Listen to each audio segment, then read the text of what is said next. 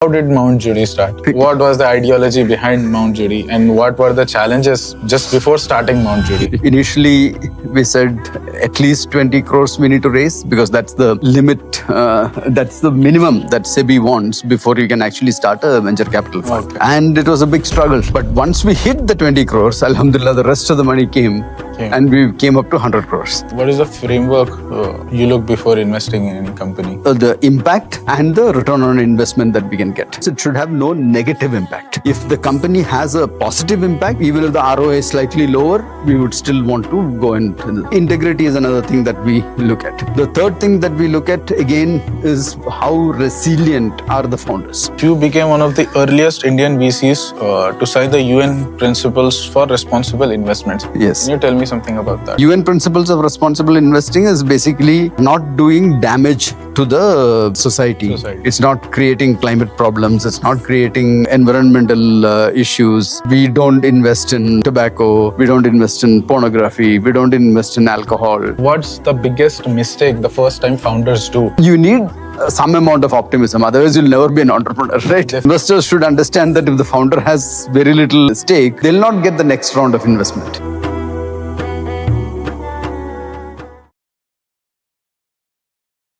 Assalamu alaikum everyone. Welcome to another episode of Beyond Money. I'm your host Khaja Targhib, and this episode we have a very special guest, a serial entrepreneur, a legend, Mr. Sherif Kottapurath Saab. He started Mount Judi Ventures, which is India's first Shariah-compliant venture capital fund, and he's the chairman of Rehbar Financial Services. Thank you, sir. Thank you for joining us. It's an honor. It's a pleasure to be here and to talk with you. Starting our first question with, how did your journey start from bits to being a corporate employee, then coming to India, then starting a venture fund? What was your foundation for everything? Well, I would say the foundation is just that Allah has, opened doors or opened things which I couldn't understand why it was happening, but it was all, towards some goal which Allah had in mind. That's all I can say. Even before, it would be surprising, you may not know this, but I never applied for admission in BIT. I had there was something which was known as a National Science Talent Search Exam, and this was done at the end of, it is in the 12th standard, and I came to know of it because a brother of one of my friends was taking the same test in the year before I took. So I came to know of it. I said, let me also apply. Because I love to experiment with things. I love to do various things. So I said, I'll apply for this. So I applied and I got selected. And you have to join for a BSc. You cannot join engineering. You cannot join any other things. You have to choose a pure science career. So I went, I joined the college for my BSc in chemistry. That was my interest at that time. And after I joined, and after all the admissions in Kerala was over, I get a letter from the Science Talent Search team saying that these are the colleges in which you have to take admission. Only then your scholarship is valid. And the college that I joined was not there in that list. And I went around looking for the colleges which were there in the list. And all of them, the admissions were closed because the last date was over, their seats were filled up, and they said, sorry. I had 99% in my physics, maths, and chemistry. But in spite of that, I couldn't get admission in colleges where people with 50% were getting in because it was past the date. And so I was sort of crestfallen, but I continued with this thing. And after 2-3 months, I get a letter from BITS saying that congratulations on your science talent search at this thing. You can join BITS on the basis of your scholarship, and we will support you in your this thing. So I just packed my bag and went to BITS on the basis of that. And that's how I ended up in BITS Pilani. Everyone else was interested in going to the US. I think probably more than half my batch did their post-graduation from the US. I was not interested in going to the US. I said, I'll do something here. Now, out of the people who didn't go to the US, probably half of them joined the Indian Institute of Management. I had written the Indian Institute of Management entrance exam also, and the interview call came for IIM, and that was in the week where me and my friends had planned a trip to Shimla and those areas. So I said, I'm not going to change my plan. Forget about the interview. I just went ahead with my vacation. So I didn't join IIM also. Then Wipro came to campus. So Wipro was an unknown name at that time. And I didn't even apply for Wipro, when they came for the campus.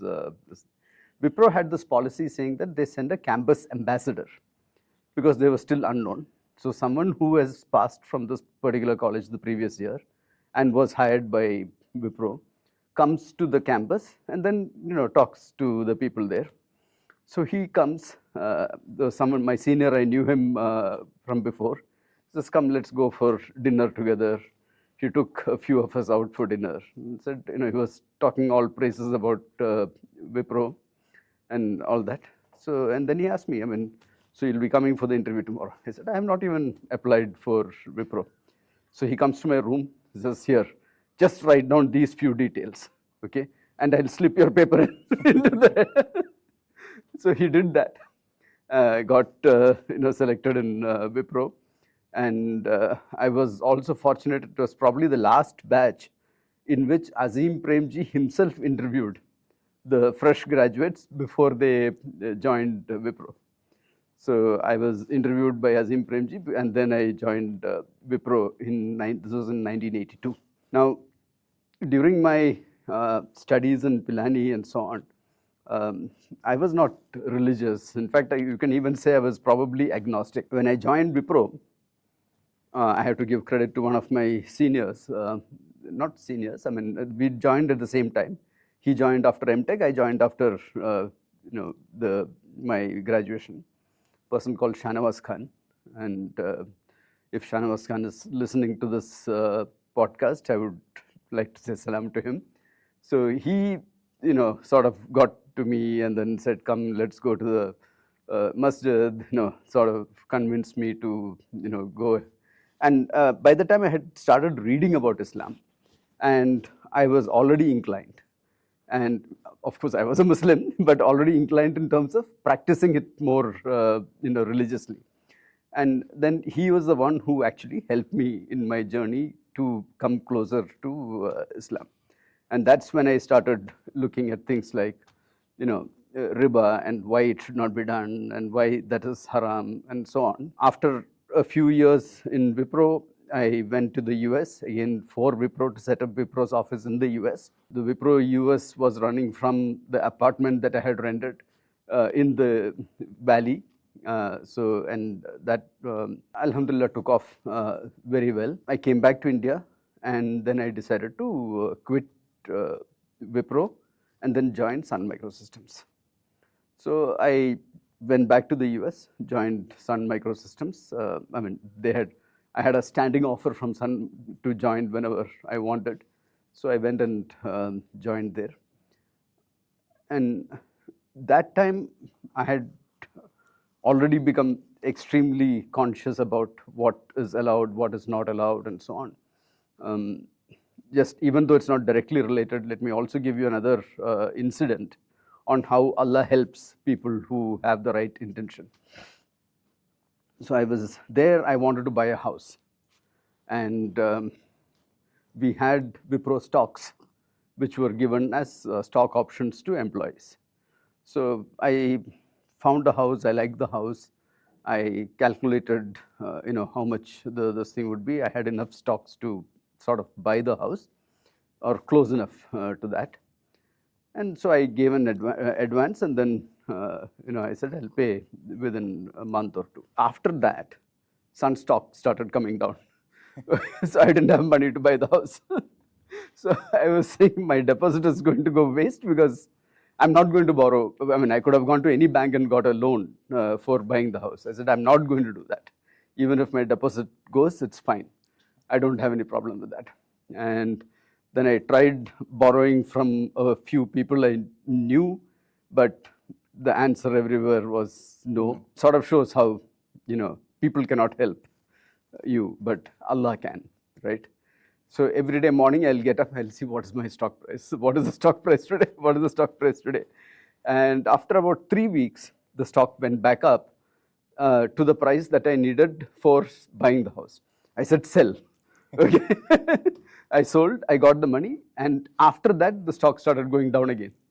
So it was as if the stock went up just for me to buy the house. And after that, it went down again. So, the help of Allah comes in different ways. Allah shows you that, if you are sincere, if you want to do things, Allah will open doors for you. So that's my journey in Sun Microsystems. And then I came back to India as the CTO for Sun Microsystems. And after about 4-5 years, I said I had enough of paying tax to the US government. That was a time when the US government was bombing Iraq and all this. I said, why should my money go to this? So I'm quitting my job from Sun Microsystems. And I said, I'll take some time. I have enough money to survive for a few months. I'll take some time to decide what I want to do. I took a month off and then I decided to do some consulting work for Indian companies. And during these consulting assignments, I realized what is missing from the Indian companies. And then I set up a company called iCalibrator, which was into training people after they had got an offer from the companies and before they joined the company. And that was doing decent, and was at least paying my bills and doing all those things. And after that, it was not growing fast enough. And one of the people that I met from South Africa, he said, we have a requirement to have a ERP which can be completely controlled from outside and so on. Can you develop that? So we said, Bismillah. And then the iCalibrator, I left my junior partner and we started this company, which was called Possibolt. So that was sort of my journey till Possibolt. I don't want to get into more details from there. We can, based on. Sure. You said somewhere corporate experience gave you a vision, but entrepreneurship taught you how to survive before success. Any note on that? Yeah. Sure. I mean, so the corporate experience, we know how to do things professionally. We know how to, document things. We get to know how to hire people, manage the people, and so on. Those are the kind of things which a corporate will do as per the textbook, right? The management textbook way of doing these things. That the corporates give you training, the corporates give you an opportunity to do that, and that's how it goes. After iCalibrator, when I started Possibolt, we had this one customer from South Africa, right? And we thought that we'll develop this and then we will sell it in India and other places. So our agreement with them was that we will not sell it in South Africa, but we can sell it anywhere else in the world. Okay? So we started trying to sell the ERP in India. But what we found was that all the medium-sized companies and smaller don't want to show their real income. So when they're buying a software, one of their first conditions is that, can you give me a report which shows only half my sales? Or can you give me a report which will suppress these things or inflate these things? Which we said we can't. I mean, that's not the purpose of a ERP. We will not be able to do that. And so we refused to take those orders, and we didn't want to make that change in the software, which meant that we were continuously bleeding money. Even though I had put a very, very low salary, which was less than 25% of what I was drawing from Sun when I left, even that 25% salary I couldn't take, because the priority was that how do I pay salary for my employees, not how do I take my salary. That really taught me how to survive, how to do things in a way in which you'll be able to get through to the next month and get through to the month after that and so on. We didn't have, that was not the time when venture capital was big, or there were a few VCs, but they were looking at some very fixed playbooks and so on. And we didn't even approach them, frankly, at that point. So we had to survive on our own.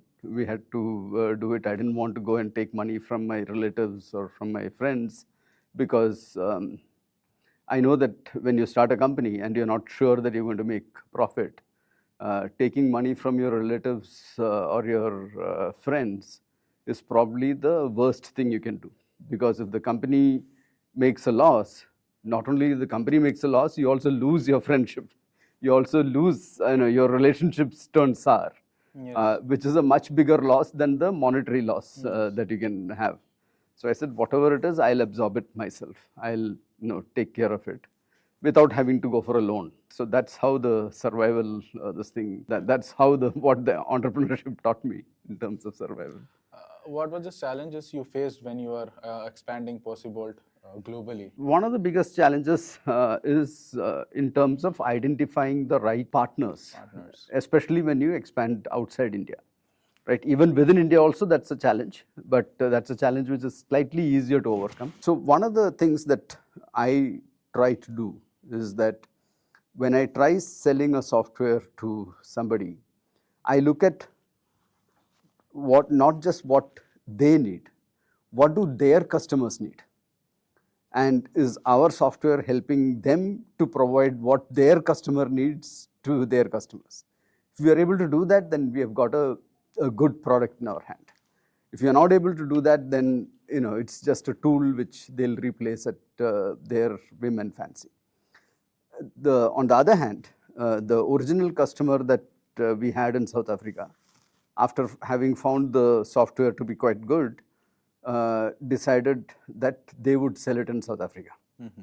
But since they were a user of our software, they knew the software in and out, and he hired a few people who can do the customer service and support and all that. South Africa is today about 65 to 70% of Possibolt's market, because we got that one good reseller. If we had similar resellers in other countries, we could have been 4 times, 5 times the size of what we are today. You are involved with lead trust also. Yes. What does lead trust do? So the idea behind lead trust is that for the marginalized communities, they have no role models.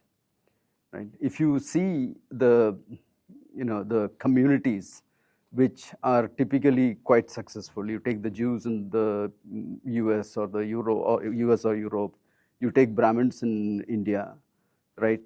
I'm not categorizing them or putting them down, but the thing is that they grow up in families where their parents talk about academic excellence, their parents talk about doing PhD, their parents talk about, they themselves are professors and academicians or high officers.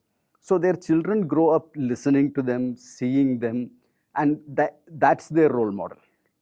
That, how do I become like them or even better? Whereas for the marginalized communities, who are their role models? It's probably the person who is going around on a bike. Yes. Okay, and that person is probably making money the wrong way, maybe by threatening people, by doing some illegal activities. But unfortunately, they become their role models. So how do we pick up people from there, okay, and get them to do their graduation in the Indian Institute of Technologies, in the All India Institute of Medical Science, and get into positions where not only their family, but their locality, their neighborhood also look up to them as role models. Mm. And they'll say, I want to be like him. I want to be like that person, right?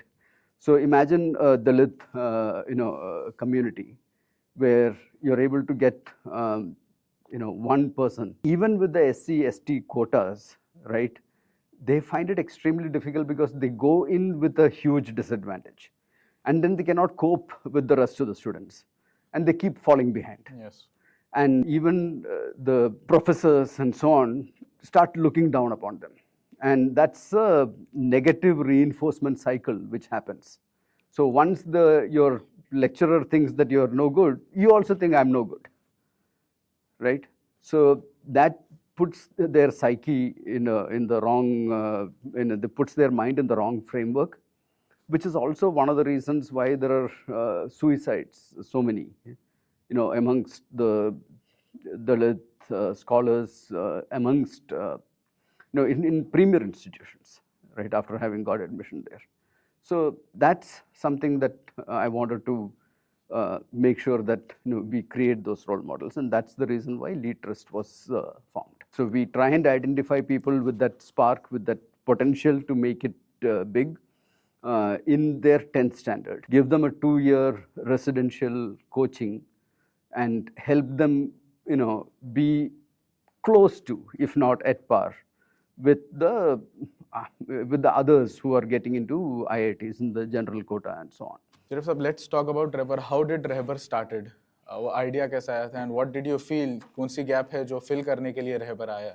So even before we talk about Rehbar, we'll have to talk about something called as Lifeline Foundation. Okay. So Lifeline Foundation was a trust which was set up to help the underprivileged slum dwellers in Bangalore. Okay, and this trust was being formed when I had just relocated to Bangalore from US, probably within the first 1 year or 2 years of my relocation.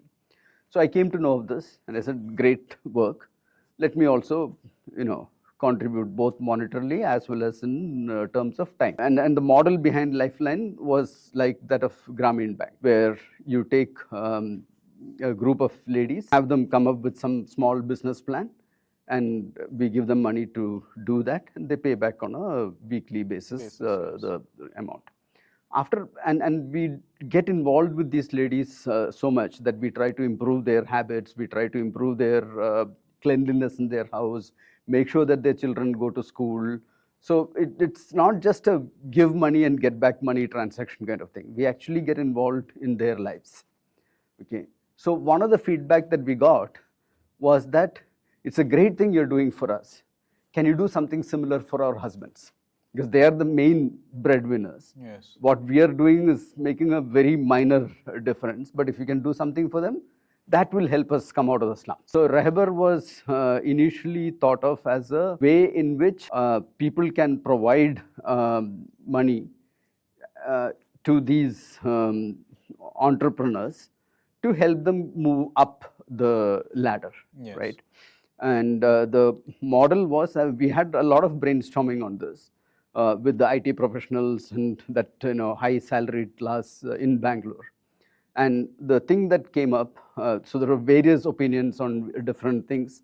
People wanted a halal way of earning income.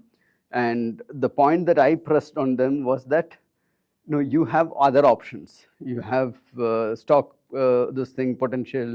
If you're slightly richer, you have real estate, this thing, which can be completely halal. But these entrepreneurs have no way of getting money in a halal fashion, right? Of taking money in a halal fashion. So whatever we do has to address that. And along with that, it should address your other, return capability from this thing. So maybe we can break this question into two halves. So this was Rehbar, I'll talk up to Rehbar 1.0 and then yes. we'll take up 2.0 later. Yes. So then what we used to do was somebody approaches us for a fund saying we need 50,000 rupees, we need 2 lakh rupees, 5 lakh rupees, whatever it is. We do a study of the business plan they give. I mean, it's not a written plan, it's basically something that we discuss and get it from them. And then we had a mailing circle at that time, maybe about 100, 200 people. We will send it out to them and say, look, this person needs money for this. Would you like to contribute? So someone will say, yeah, I'll put 10,000 rupees. Someone will say, I'll put 5,000 rupees. We'll, accumulate all of that and get an agreement done between the entrepreneur and the people who have contributed the money for a profit sharing kind of a deal. And this was the first this thing. Unfortunately, what happened was that since many of their wives were already in Lifeline and so on, they felt these people are doing it for Allah's sake. So even if you don't return money, it's okay. So we had a lot of NPAs in this Rehbar 1.0 model. And we realized that there are two faults. One is our diligence was not good enough. And second is this mentality at that level also was a big challenge. So because of that, we had to stop that Rehbar 1.0. There were also a few governmental regulation reasons why we had to stop that. But whatever it is, we had to go back to the drawing board and come up with a new plan. Around the same time, the government came up with these rules for P2P lending, which were quite unrealistic, frankly. The limits and regulations of it were so bad that we could not really do the model any further. So that was on one side. The NPS and the bad debts were on another side. And we wanted to now reposition or re-engineer the way Rehbar was doing its work. So now we decided that instead of doing a direct investment between the person and the entrepreneur, the investor and the entrepreneur, we will now direct it through SPV.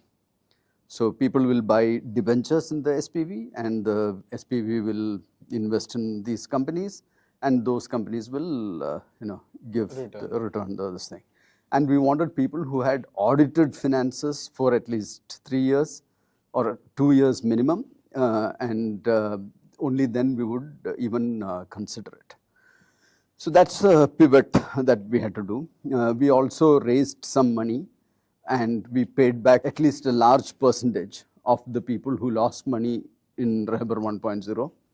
We said at least part of it is our fault because of our diligence and things like that. So we will also take our share of it, okay? And we did that. So they also lost a little bit of money. We also lost some money trying to give them back part of what they lost. In Rehbar 2.0, Alhamdulillah, so far, it's been quite successful. We are able to find ways in which we identify companies which are in the growth stage at a certain point of time, have positive cash flows, and give them either equipment leasing. The difference and why it is Sharia compliant is because it's a operational lease and not a finance lease.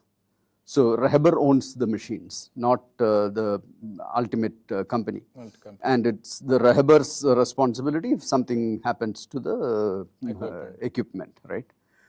So that was one way. We also did a project financing. So the leasing is probably 60 to 65% of our portfolio. Then we do project financing. For example, someone got an order for the interiors of the Kannur airport, right? So, but they didn't have enough money to buy all the material for doing the interiors, and government will typically pay only at the end. Yes. Right? So they needed that working capital for that time.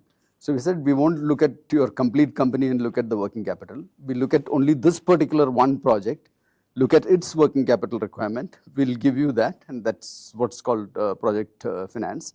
And we share in the profit of that one particular project alone, right? And that's about 25 to 30% of our portfolio. And about 10% would be pure working capital loans. Those are exceptions.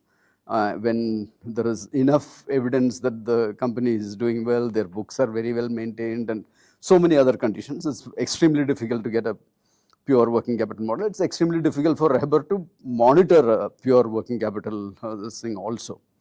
So that's the last part.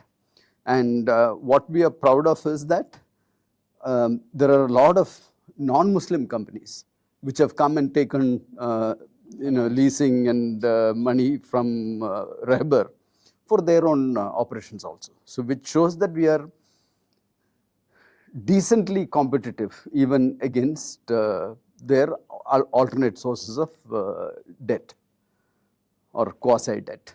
I've been hearing Rehbar has given consistent of 10 to 12, 13% returns. How are the investors? Right now it's between 9 and 10. Okay. There have been quarters in which we have given, annualized return of 12%, 12.5% and all that. But post-COVID, I think it's been varying between 9 and 10. How many deals did Rehbar did till now? More than 300 deals. I mean, probably close to 400 deals. Count that. In value, how much financed? Close to 200 crores. Close to 100 crores. Which is also money which is recirculated, right? Yes. So at any given point of time, the assets under management, assets which are being leased would probably about, right now about 120 crores. In the upcoming years, where ethical finance are a little bit growing, what do you see Rehbar in the next 10 years? जब competition बहुत ज़्यादा हो जाता, what do you see Rehbar? How will it survive in the upcoming years? So if there is sufficient competition, and I think that's a good thing. Yes. Even if Rehbar is not able to grow as fast as it is growing now, the fact that those avenues were created because of Rehbar, I would consider Rehbar as being successful in its own way, right? In fact, we have given this offer to many groups, especially, there are groups, which follow a particular sheikh or which follow a particular ideology, who want to do something similar. And we have given an open offer to them, saying that you send 2 people, you identify 2 people who can run this, send them to Rehbar, right? We will make them part of the Rehbar team for 3 to 4 months. Let them learn how we do the operation, then them come and replicate those. Because ultimately, Rehbar is not even touching 1% of the potential market here, right? So those people coming in is not going to eat into Rehbar's this thing. And people have built a trust around Rehbar. So the existing investors of Rehbar are not likely to migrate to those, right? So it's not that a competition coming in will, kill Rehbar. It is just that it might slow down Rehbar's growth. On the other hand, it may actually accelerate Rehbar's growth, because once you have 3-4 companies, then people will say, oh, this is a standard product. Rehbar will not have to go and explain to them from scratch on what it is, why it is, how it is Shariah-compliant, because now that will be done by multiple players. Yes. So it can also work the other way. Now coming to Mount Judi, how did Mount Judi start? What was the ideology behind Mount Judi, and what were the challenges just before starting Mount Judi? So again, it's a gradual steps. So when we used to do these Rehbar functions, so you'll have the audience asking, I have the startup. Will Rehbar give money? Right? And this was like, especially in Bangalore, Hyderabad, places like this with a lot of IT professionals, this is a common question which comes, right? And we, obviously, Rehbar is not the right place for investing in these companies, because Rehbar has taken money from people who don't want to take high risk, right? They want a retirement income. They want a reasonably consistent quarterly money coming in and so on. We cannot afford to invest their money into things which may just collapse. So we said no to them for a long time. And being in Bangalore, being exposed to all these startups and so on, we said maybe this is the right time to start up a venture capital firm where we can do a lot of these things. Another big motivator for this was also PC Mustafa of ID Fresh Food. So PC Mustafa was someone who is very insistent on doing things only in the halal fashion. And he had, whenever you go to the venture capitalists, they'll have their agreements which has a lot of non-Sharia compliant clauses like minimum return and something called as double dipping and so on and so forth. Yes. And he would then refuse to take money from them. Ultimately, he managed to convince a few people to remove those after having explained to them why this is not good for you, not good for me, right? And so he, when we were discussing this, he said, so if you're setting up something which is going to help people like me who were in my early stage, then I'll put in the initial this thing. So he was one of the first funders of Mount Judi Ventures. So all these things together came in. And then we decided, Bismillah, let us start Judi Ventures. And initially, we said at least 20 crores we need to raise, because that's the limit, that's the minimum that SEBI wants before you can actually start a venture capital fund. Okay.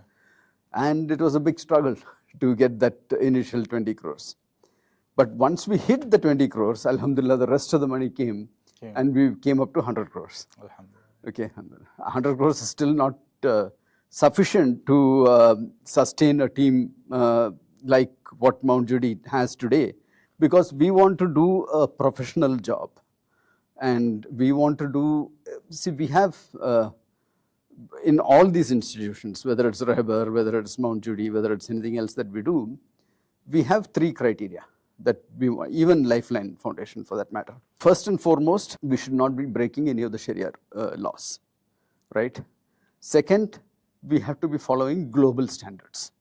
Whatever the best practices around the world, we see if we can adopt it, we will adopt it. Or we make minor tweaks and then apply it in the Indian context, right? And the third is that we should not go outside the rules set by the Indian government. So only if we are able to meet all 3, then we start that particular venture. So Judi, we were able to, create that framework, and we were able to, start up Judi in that. How is Judi? What is Judi's portfolio currently? Judi has invested in 13 companies, and out of which one company we have written off. That company unfortunately had to close during COVID, because it was a franchisee-led, learning model, not an online thing. We felt that they had the right model for students to learn, but because of almost 2.5 years shut down, they lost all their franchises. They burnt a lot of money, maintaining this thing, and ultimately they had to close. So that's one company that we have lost. The other companies are doing quite well. What is the framework you look before investing in any company? So we look at both the impact and the return on investment that we can get. So these are the 2 things. So first and foremost, it should have no negative impact, right? Nothing which is socially bad, nothing which is against the Sharia, right? So we look at ESG, compliance, and so on. Anything which makes it, makes things worse, we don't want to go into that particular field. If the company has a positive impact, then we probably, even if the ROI is slightly lower, we would still want to go into this. We are not a pure impact fund, in the sense that there are pure impact funds which don't care whether you make a return or not. They just want to promote, for example, women empowerment or financial inclusion and so on and so forth. That's not our thesis. That's not what we want to do. What we want to do is do things which are which has good impact, and then which has the good ROI. Now, when a proposal comes to us, the first and foremost thing that we look at is, has this service or product, has it proven or at least shown the initial signs of a product market fit, right? And a PMF, or a product market fit, is the best sign for that is willingness for people to pay money for that. And this, if it is a consumer product, like a small value, large number of consumers kind of a product. To take an example, we have something called Baho Foods, which is into healthy snacks with Indian taste, right? So we look at the reorder. It's not just that they've been able to sell 500 packages or 1,000 packages. Out of those 1,000 packages, how many of them are the same customer ordering again, right? Otherwise, you may get 1,000 customers to try it, and then they all decide it's no good, and then the company basically goes down. Or you keep pumping marketing money, you'll keep getting those first-time customers. And once you stop pumping money, then they'll stop buying. But if people are reordering, that shows that they have liked it. and they're, next time they'll probably search for it and look for it and then buy it. So that's one way of looking at the product market fit. Retention. Retention, this thing. Now, if it is something which is of high value, which is typically a B2B, business to business or a business to government kind of a business, then we look at the total, most of these sales will happen only after they have done a decent evaluation of the product. So we talk to the consumers who have purchased it. We go find out what pain point did these people solve, right? Are you happy with the product? What do you want to see more? And so we do a stakeholder interview in terms of how they, how the product is. So that's the first thing, is the product market fit. The even bigger thing, but which we look at only later because it's more difficult to quantify, is the integrity of the founders. Okay, and for that we interview their employees, we interview their vendors, see how prompt they are in terms of payments, are they keeping their word, are they doing things correctly. So integrity is another thing that we look at. The third thing that we look at again is how resilient are the founders. Are they able to survive the ups and downs of business? Because it's not always going to be smooth sailing, and they need to be able to stick around when things go bad, and then help sustain the company. So the biggest bet that we take is actually on the founders, right? But of course their idea also has to be good, and they have to show that they have been able to do something with their idea, so that the PMF is also there. So these are the major things that we look at. You became one of the earliest Indian VCs to sign the UN Principles for Responsible Investments. Yes. Can you tell me something about that? Well, the UN Principles of Responsible Investing is basically making sure that your investments are, again, like the thing that I mentioned earlier, are not doing damage to the society. It's not creating climate problems. It's not creating environmental issues, and also governance. Is the company being governed professionally? Are they transparent with the things that they're doing? So they have a set of criteria that they put. So that's what we have signed up to look for in our companies. And we actually go a step further beyond what the UN Principles of Responsible Investment is doing, right? So we don't invest in tobacco, we don't invest in pornography, we don't invest in alcohol. These are not things which the UNPRI will say you should not do. But we go one step further beyond UNPRI in terms of responsible investment. From a purely financial perspective, does this limit your deal flow? Well, the number of deals that we look at is certainly lower, and I consider that to be a positive thing. So because we look at a lesser number of deals, we can look at those deals in more depth. Has this cost you some potential unicorns which you see? It's too early to say that, and we wouldn't care if we lost multiple unicorns because of that. I mean, we have to be able to sleep peacefully. Okay, yes. Okay, and even if I make billions of dollars, but if I'm making those billions of dollars by selling alcohol or by selling something else, I won't be able to sleep the night. I don't know how many people's lives I'm destroying.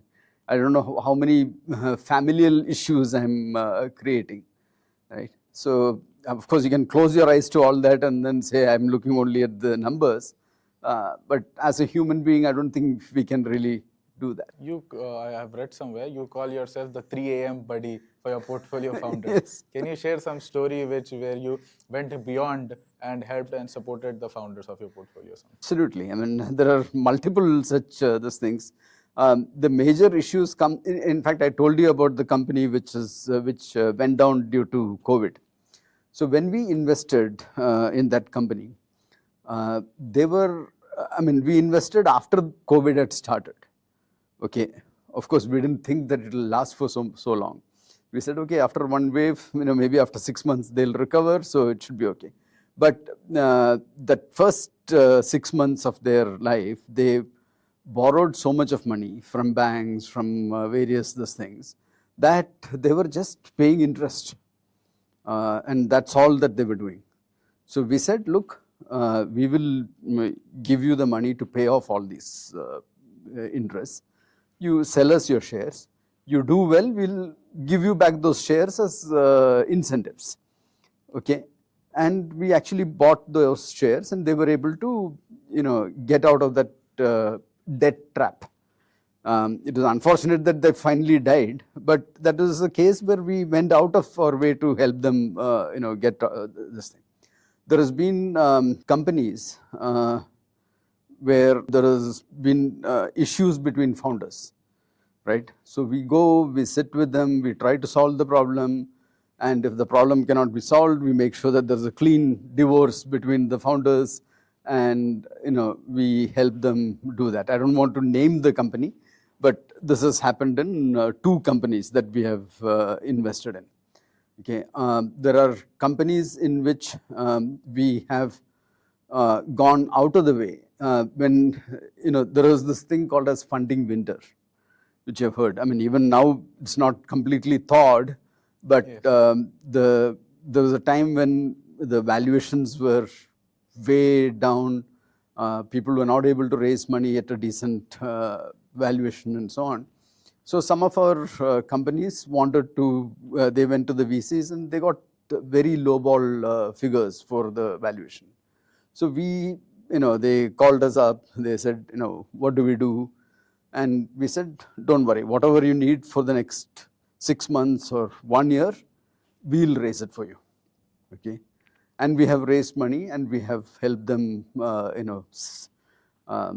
tide over that particular crisis without having to dilute the founders and dilute the existing investors too much. If you happen to come to one of our gatherings with our investee companies, and you talk to them and hear what they feel about Mount Judi, you'll get to know, the sense of.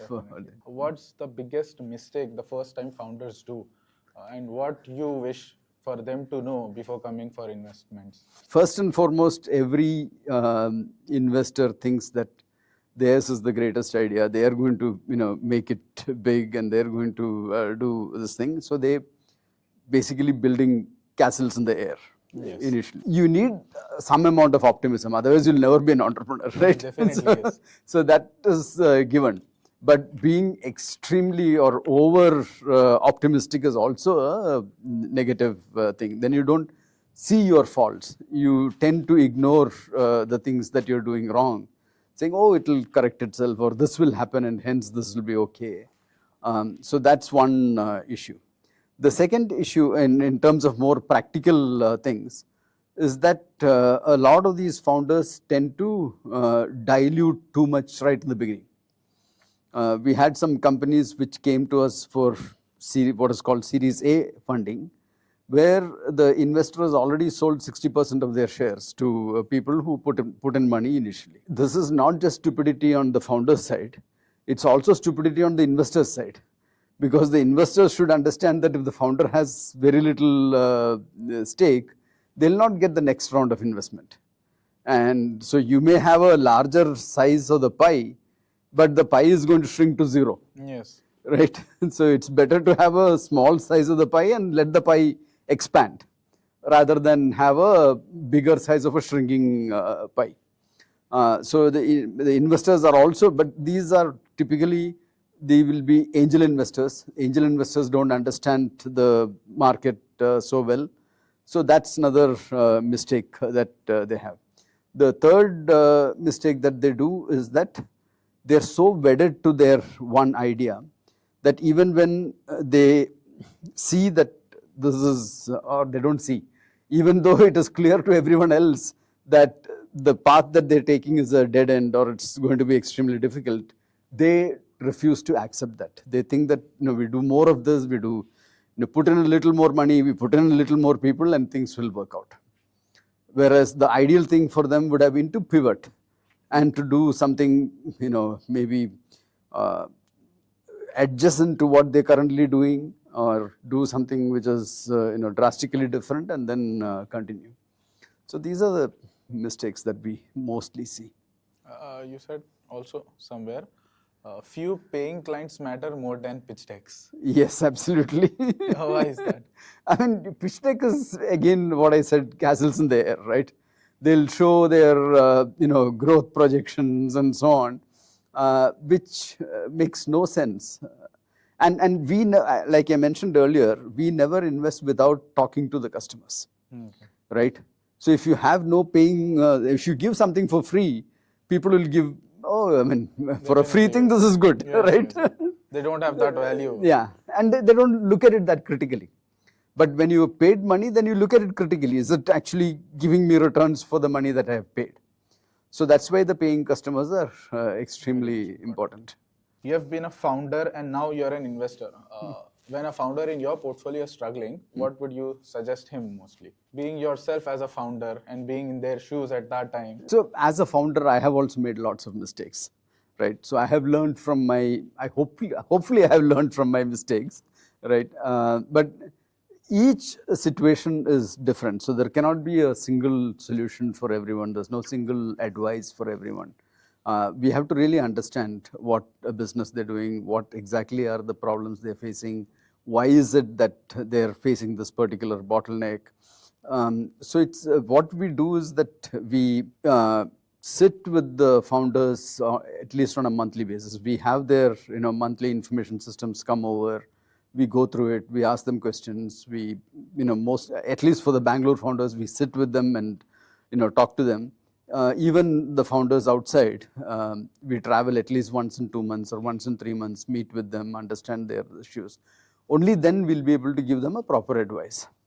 Otherwise, it's just gyan which may not be applicable to them at all, and we don't really understand their pain point properly. Biggest thing here or the challenge here is for us to understand the founders' problems and that particular industries or that particular segment's challenges, and then offer them some solution there.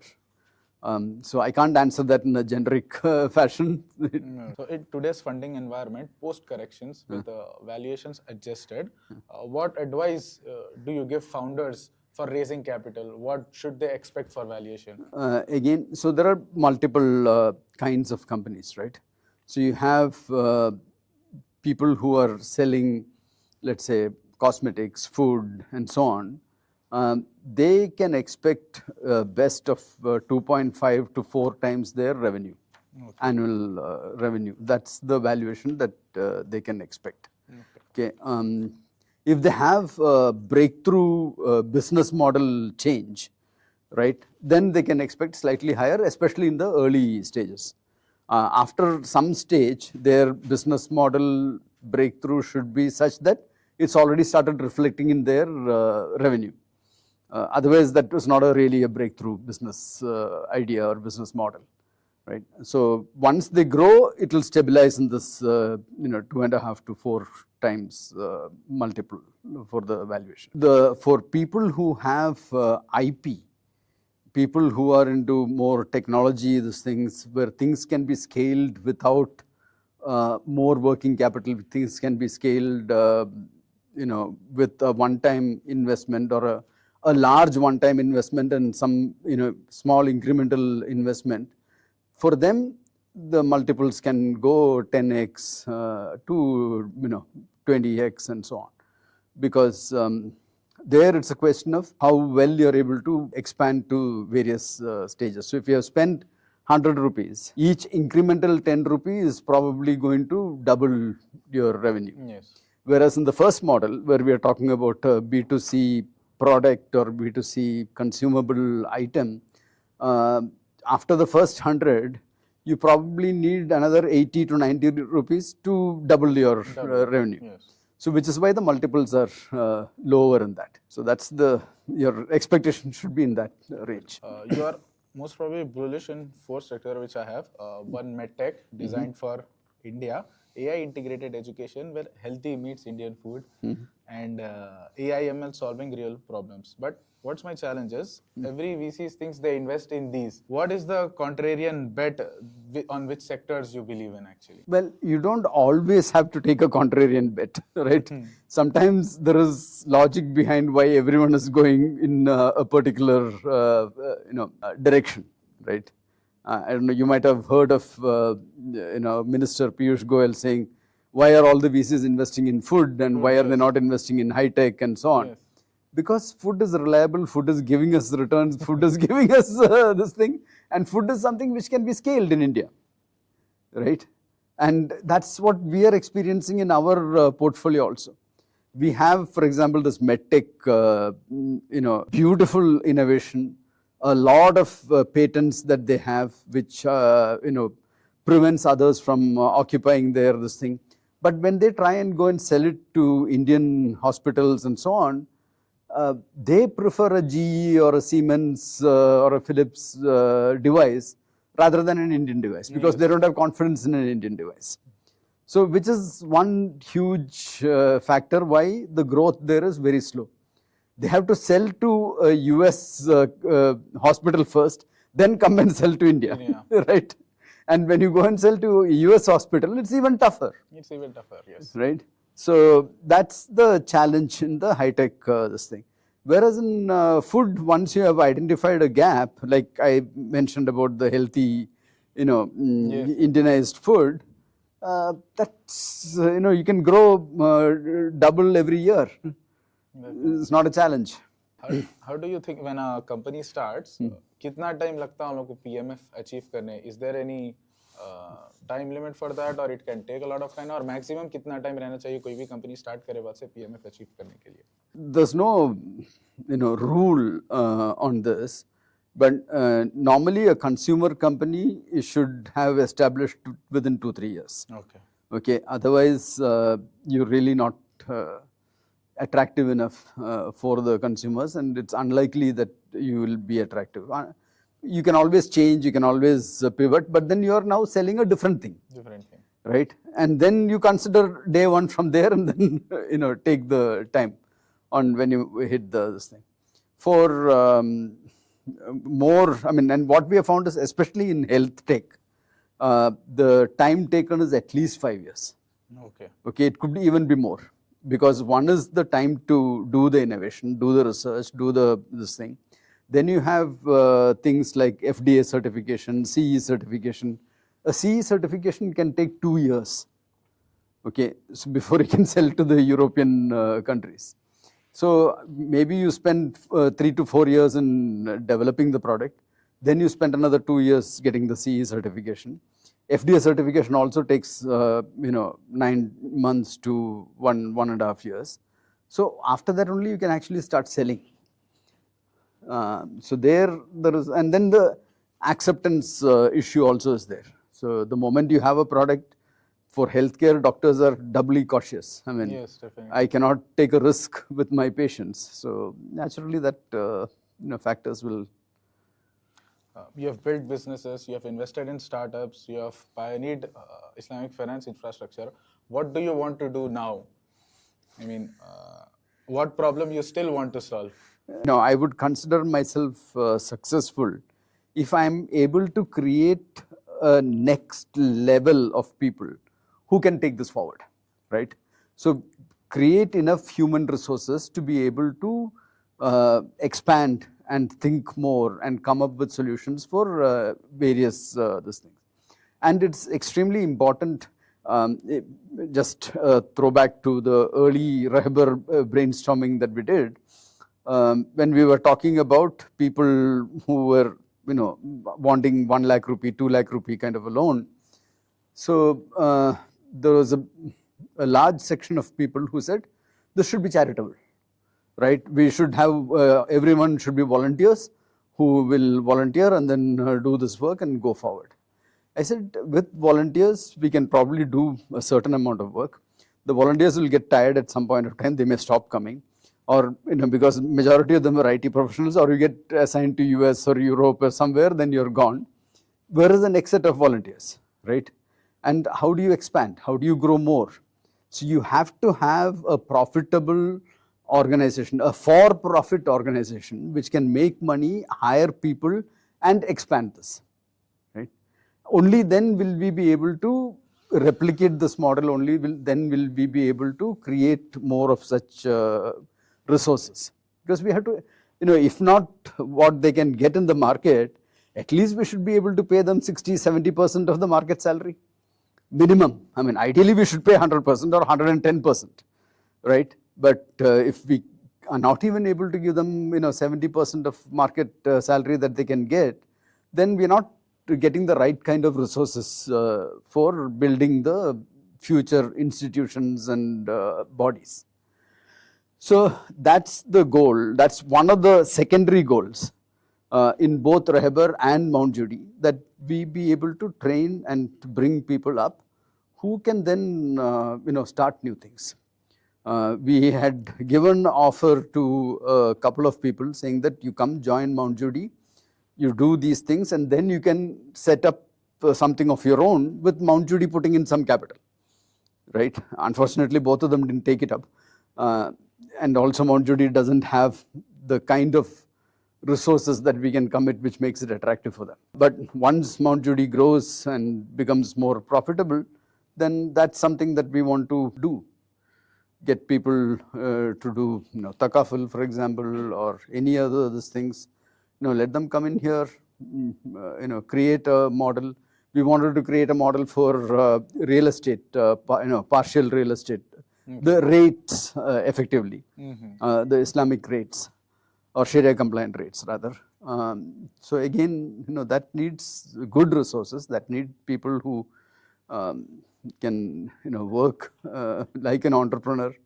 Okay. So we have to create more entrepreneurs. Yes. Coming to our last question, one advice for our founders, for our studentpreneurs who are doing something, who are starting something, what should they do in their life, or what should their next 3 to 5 years should look like when they are just starting up? Again, giving a single advice for the complete, audience would be difficult. For example, when I graduated, if I had gone and told that I'm going to set up a company, I would have been dissuaded by everyone in the family, friends, everyone. Are you crazy? Are you this? I mean, you get a job, you get this thing, because that's the way in which things are, progressing. Or things were progressing at that time. And one thing I have observed more in US and other places, and to some extent it's true even in India, is that the first generation immigrants to US, right, their goal is to just establish themselves, get into some job and get a regular income, and put their children to the best schools, best colleges, right? The second generation then, rises up, gets into, high positions in companies and so on. The third generation, and these will most typically be engineering and medicine, right? The third generation is when people start thinking about arts, people start thinking about starting companies, people start thinking about, taking risks, because now they are cushioned, because they know that if they fail, there is a safety net, right, of their family and so on. In India also, even though not immigrants here, but there is, after the independence, the first generation was just worried about, saving. If you would, that would have been the first to this thing, that can we save more, and, save enough to buy a house. That would have been one of the goals, right? The second generation, which, for example, I am a part of after that, for us, the thing was, okay, we have been given, good education by our parents. Can we get to a, decently top level in good companies and leave a mark there, right? Whereas now the third generation, they can think more, aggressively. They can think in terms of taking more risks and so on.